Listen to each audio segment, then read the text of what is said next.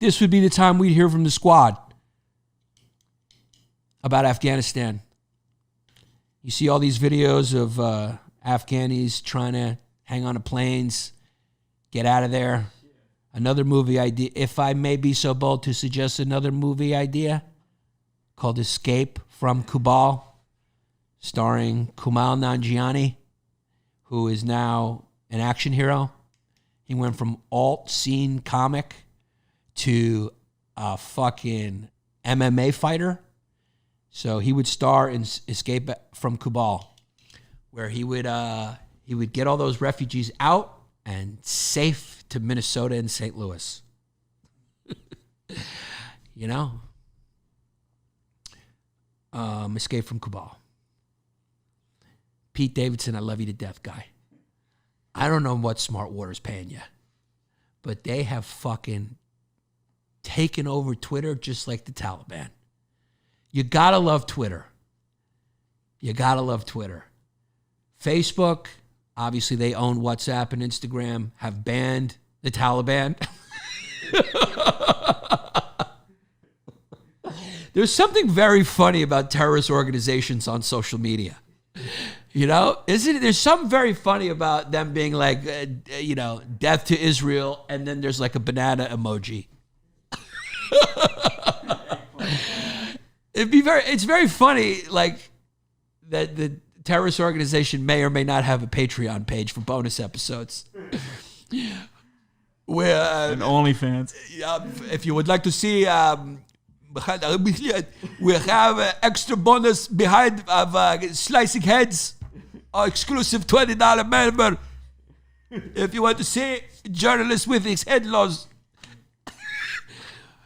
please join the patreon.com/Hezbollah for more bonus content on the beheadings, mass rapes of women, and also rounding up people in the square and public executions. Also, for $5 member audio only, we show you the 8,000 Americans still left in Kabul who are trying to get to the airport while we shoot at their feet, having a good laugh, eating ice cream cones left over by McDonald's outpost on the American base. $5 only, audio only.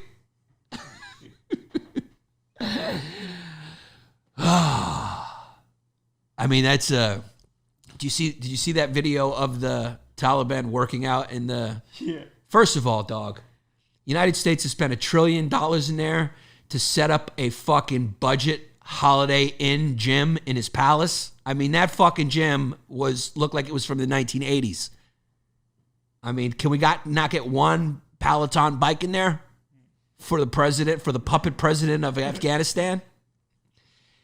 It's funny, too, just because the Taliban's going to be like, they're just like going around with paint, and there was like a bunch of stores with women showing their faces, and they're just they're putting a coat of primer on over it.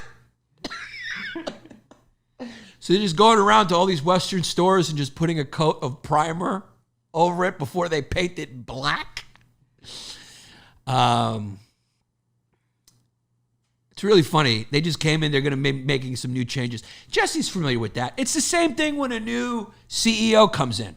A lot of people get laid off, and you bring in a new team. We're in the entertainment business. I can tell you, when a new head of development comes in, they freeze all the projects that are in development, fire everyone who was under the old head of development, and they bring in new people. The Taliban is bringing in new people and whatnot, and they're going to do business a little differently. And they have promised CNN and other news outlets that they will respect women's rights. They sent a long internet-style agreement that you can scroll through and initial at the bottom, where in bold, they say, we will respect women's rights. And then in small print, under Sharia law, which means a woman cannot go outside and must obey her husband or be stoned to death in a public place of acknowledgement for the people to be scared to be subjected to that. And if you're caught drinking alcohol, we will kill your whole family and death to America.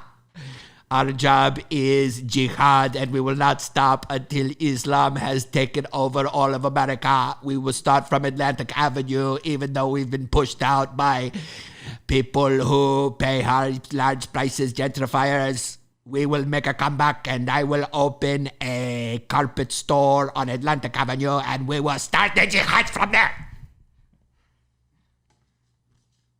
You got to read the small print is what I'm saying. You got to read the small print of what the Taliban are saying. There's a video of them working out. First of all, they're working out in bathrobes. Here's the thing. The takeover of Afghanistan is not that bad if you just imagine that they're all genies. I just like to think of it as a Disney production where genies have taken over what you'd like to call a country. They're just genies. Yannis, Pappas.